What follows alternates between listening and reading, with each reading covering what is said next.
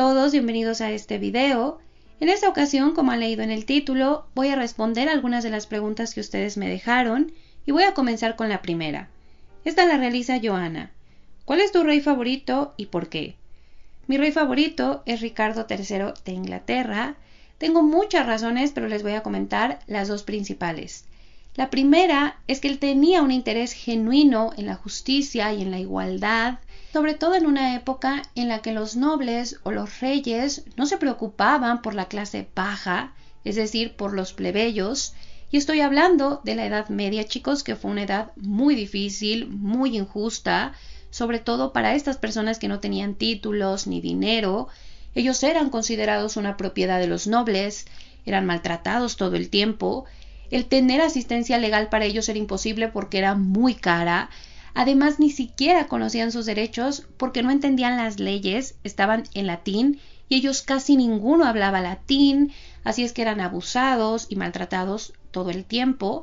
Sin embargo, chicos, en el caso de Ricardo encontramos una excepción muy interesante y eso está documentado, ahí están los documentos en las cortes que sobreviven, y es que él en diferentes casos se ponía del lado de la justicia, aunque fuera una persona sin título, sin dinero, completamente plebeya, y de hecho se llegó a enfrentar con nobles por defender esta parte.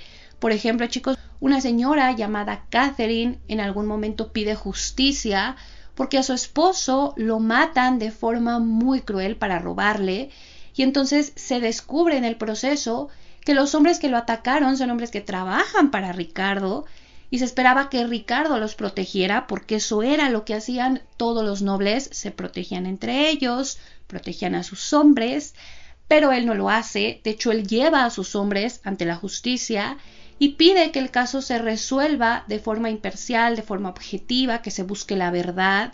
Apoya en este caso el lado de la señora, que era quien estaba diciendo la verdad, y así hay muchos casos documentados, chicos.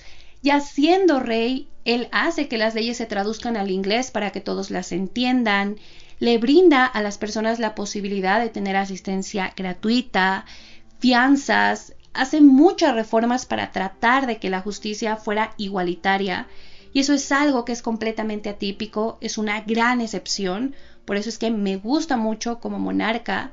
Y la segunda razón es que actualmente se sabe que él padecía escoliosis avanzada, que es una enfermedad que puede limitar la movilidad y que causa dolor. Y además de todo, chicos, en la Edad Media no se entendía esa enfermedad. A pesar de todo, pues él consiguió ser un líder militar muy importante. Él muere peleando por su corona, liderando sus tropas, que no era algo sencillo. Hizo muchas campañas muy exitosas.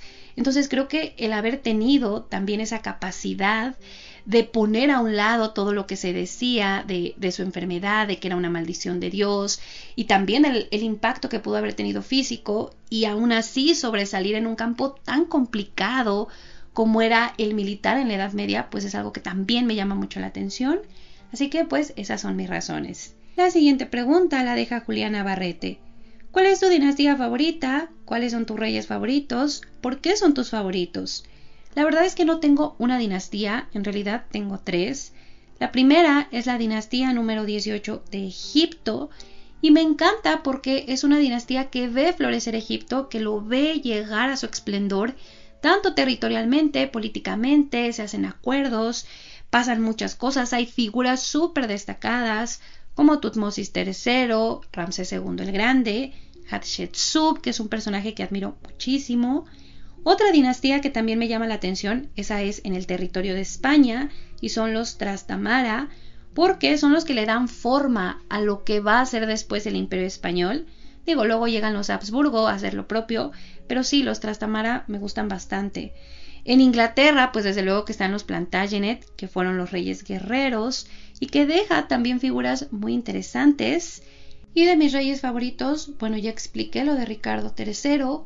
Otro rey que también me gusta mucho es Tutmosis III en Egipto, porque él es alguien a quien le entregan muy buenas cuentas, le dan Egipto estando en la cúspide, pero él no se conforma como hicieron otros faraones, sino que por el contrario, él lo hace más grande, más poderoso, más rico.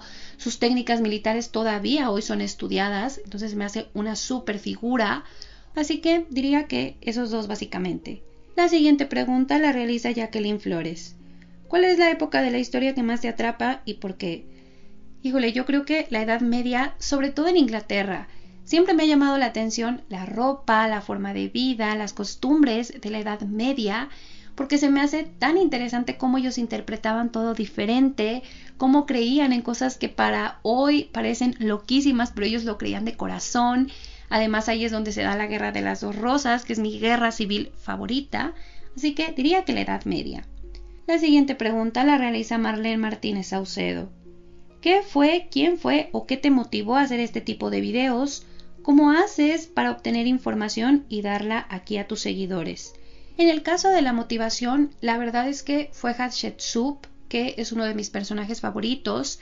Y cuando yo empecé el canal, chicos, yo lo hice porque yo estaba buscando información de ella y encontraba la misma en todos lados, que era básicamente la de Wikipedia.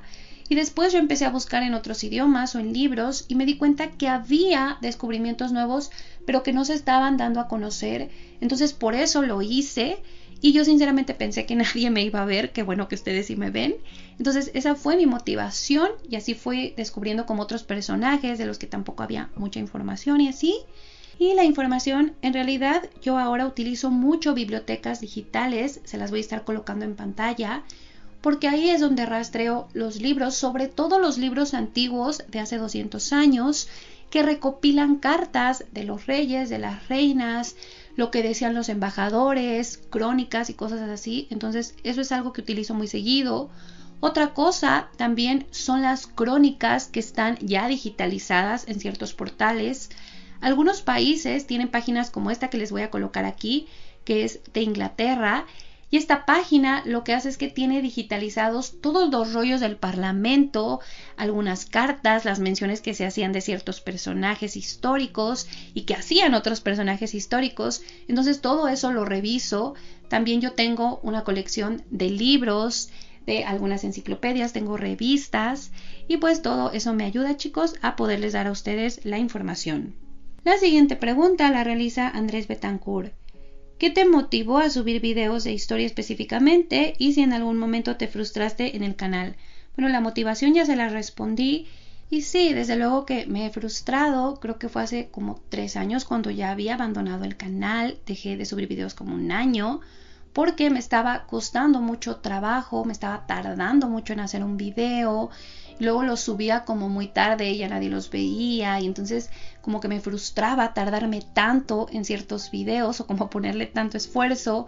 Y luego también yo estaba en la escuela, entonces como que se me juntó todo y dije no, mejor ya no voy a subir y lo abandoné. Pero algunos de ustedes me buscaron en Instagram y en Facebook para preguntarme si no iba a regresar o para pedirme que regresara. Y pues eso me ayudó, chicos, porque al final, aunque sea una persona a la que yo le pueda ayudar con información, pues para mí es suficiente. Así es que por eso siempre les agradezco mucho sus palabras y sus ánimos. La siguiente pregunta la realiza Patricia Prince. ¿Es verdad que fue la duquesa de Bedford quien inició la hora del té en Inglaterra o si no, quién fue? Efectivamente, fue la duquesa Bedford llamada Ana María Russell, quien fuera dama de la reina Victoria, la persona que inicia la tradición más cercana a la manera en la que la conocemos hoy, porque en ese tiempo había un espacio muy amplio entre comidas y ella empieza a acompañar su té con bocadillos o sándwiches, empieza a invitar amigos y como a todos les empieza a funcionar, pues empiezan a replicarlo, así es que fue ella. No introduce el té como tal, por supuesto, ese llegó a partir del siglo XVII, lo empiezan a llevar algunos viajeros desde antes, algunos piratas que empiezan a conocer el Nuevo Mundo o otras partes de Europa. Por ejemplo, la esposa de Carlos II, la reina Catalina de Braganza, que era originaria de Portugal, ella lo lleva a la corte entre 1662 y 1685, pero en esa época el té era algo muy extraño, muy exclusivo, no se acompañaba de nada y no se mantuvo como una tradición, desde luego que tampoco se acompañaba, así que sí, fue la duquesa Bedford. La siguiente pregunta la realiza Axel Eduardo Mejía Ramírez. Si Victoria I de Reino Unido no hubiese sido reina, Reino Unido llegaría a ser la potencia que fue en el siglo XIX. La verdad es que Victoria se convierte en reina porque no había otros candidatos, no había otros herederos. Entonces, pues no podemos decir si alguien hubiera sido mejor que ella o no. Y realmente lo más importante de todo es que Victoria no tiene un impacto en el gobierno como tal. Es verdad que se dice que a veces era muy terca con ciertas decisiones, pero en general el gobierno lo manejaban los políticos o el primer ministro. Ella más bien lo que hace junto con su esposo, el príncipe Alberto, es que le da forma a la monarquía, la transforma y la deja ya un poco más como la vemos actualmente, donde la reina tiene que ser vista como la imagen de unidad británica, donde su familia se muestra al público, conectan con su pueblo. Victoria se enfocó mucho en modificar el protocolo de su casa, en mostrarse con sus hijos, hace desde luego las alianzas con otras casas reales europeas para su descendencia, así es que más bien tiene que ver con una cuestión de imagen, no tanto con una cuestión política o militar el legado que ella dejó.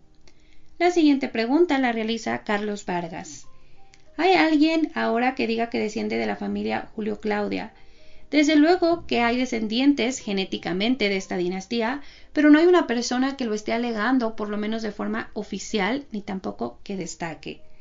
La siguiente pregunta es Harold Quintero. Quiero saber por qué los jesuitas tuvieron tantos problemas en el siglo XVIII con el Imperio Español. La verdad es que no es una sola razón, más bien es un conjunto y también tiene que ver con el contexto. En ese momento las órdenes religiosas estaban acaparando y manejando mucho poder.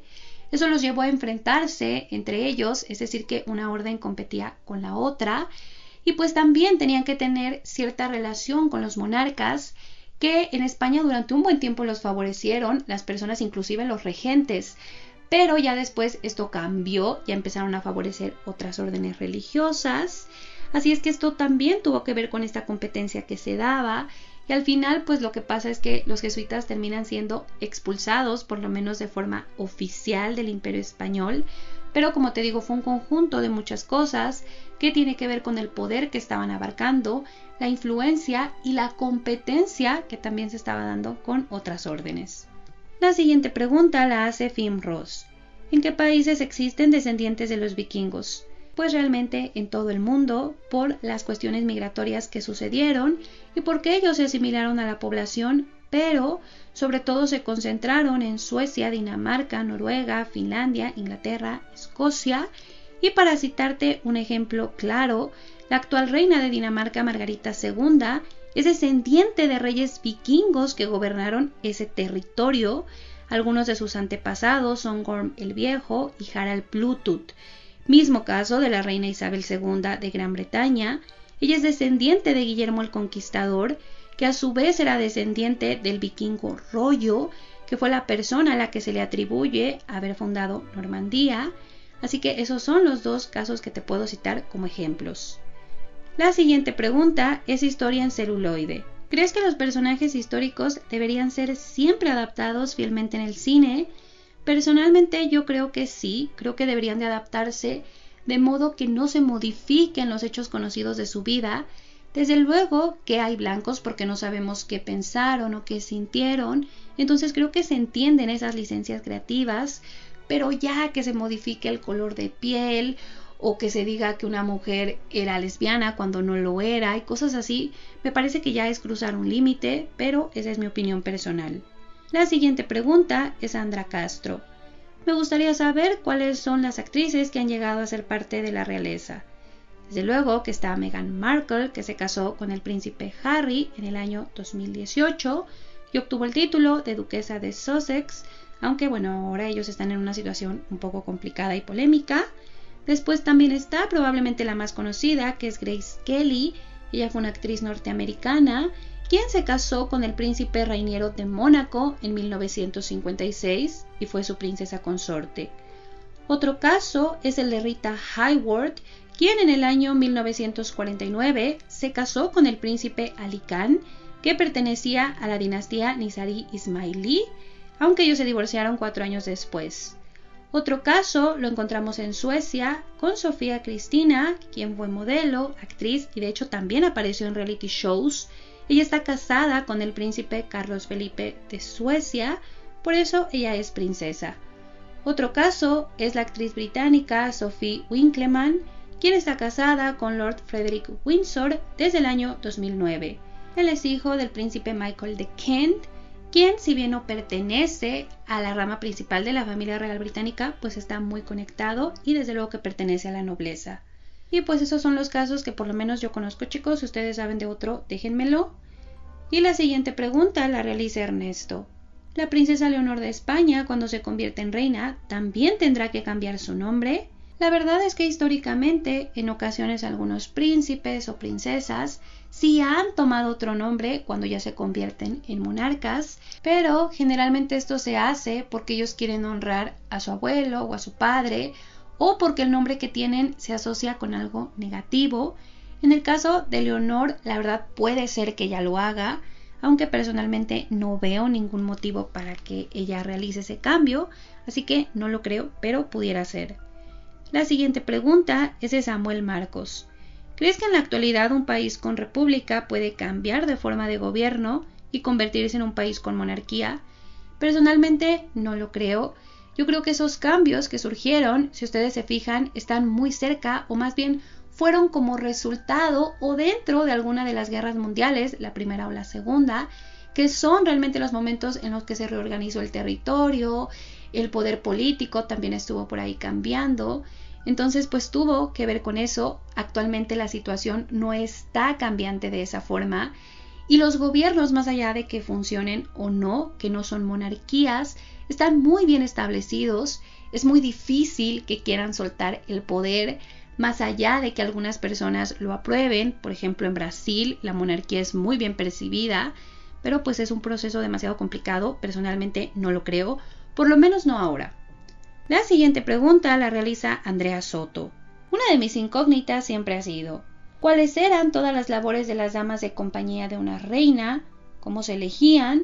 ¿Qué tan grande podía llegar a ser el séquito de un monarca?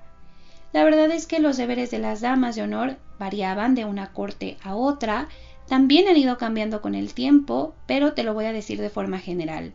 La función principal de estas mujeres era atender a la reina, es decir, consolarla, aconsejarla, informarla de lo que pasaba y entretenerla.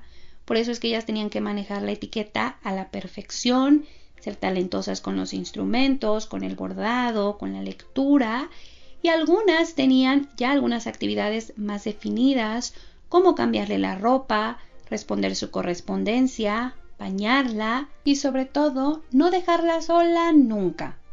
Ahora, en cuanto a la elección, pues también dependió de las diferentes ocasiones, digamos que cada caso era diferente, pero muchas veces los reyes colocaban a sus amantes como damas de sus esposas para que todo fuera más fácil para ellos, tenerlas cerca y así. En ocasiones, la propia reina escogía familiares, primas lejanas que eran ilegítimas, inclusive medias hermanas, o simplemente personas que ellas querían en su séquito, y principalmente como estos eran lugares privilegiados porque te conseguían un lugar cerca de la reina, pues se aprovechaba la familia real para entregar estas posiciones a otras familias reales que habían sido leales a ellos o que eran importantes. Así es que en general las damas provenían de familias muy bien conectadas. En cuanto al número, también ha sido algo muy cambiante. Por ejemplo, en el caso de Ana Bolena, una reina inglesa del siglo XVI, ella llegó a tener 22 damas de compañía dentro de su séquito. Catalina de Aragón tuvo 8. La reina Isabel I de Inglaterra se dice que tenía 12 o 24 dependiendo de la ocasión.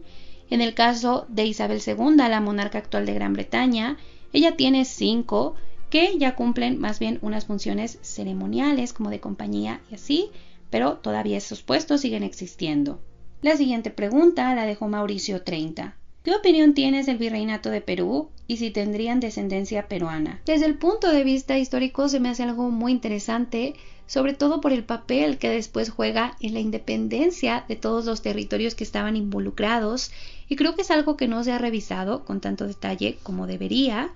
En cuanto a la descendencia, desde luego que los virreyes tienen descendientes. Desconozco si sus descendientes actuales todavía estén en ese ámbito. Lo voy a investigar y te voy a decir, aunque desde luego que pues el virreinato es un concepto que se utilizó en ese momento porque el Imperio Español necesitaba administrar mejor sus territorios en América. Creo que como un concepto moderno pues ya no tiene como mucho lugar, pero aún así te digo, como algo histórico se me hace muy interesante. La siguiente y última pregunta la realizó María Cázares, que me solicitó una información que ya había hecho en un video y lo otro lo voy a revisar porque requiere más detalle, pero al final me pregunta que cuál es mi canal de historia favorito y cuál canal sigo. La verdad, chicos, les voy a confesar que no soy mucho de ver videos de historia, bueno, de ningún tipo. La verdad es que me distraigo muy fácilmente y un video de 20 minutos lo termino como en 3 horas. Y lo que es peor es que la información ni siquiera se me queda, entonces casi no, pero sí, desde luego que sigo algunos. Está este, por ejemplo, que es de Matthew Lewis, que casi no sube videos, pero cuando lo hace me gustan porque él se enfoca mucho en la Edad Media de Inglaterra, es un autor, tengo varios de sus libros, así es que pues de repente describe algunas batallas y cosas así. Otro canal que sigo es el de Tudor Society, que también habla de la era Tudor y despeja mitos y así, también lo sigo. Este que estoy poniendo en pantalla también presenta documentales muy interesantes de figuras históricas y recreaciones, así que también lo sigo. Y sigo algunos de ustedes, chicos. Está, por ejemplo, este de mini biografías históricas, historia con Carla, historia de Europa y el mundo, historia celuloide y así. Siempre que ustedes me dicen que tienen un canal, yo me meto, los sigo y sí veo los videos. Me tardo, pero sí los veo. Así que si tienen un canal, díganme. Y pues eso es lo que sigo. La verdad, sigo muy pocos. Nunca he sido como de youtubers ni tiktokers. No sé, como que no se me quedan esas cosas, chicos. Y pues esas son todas las preguntas.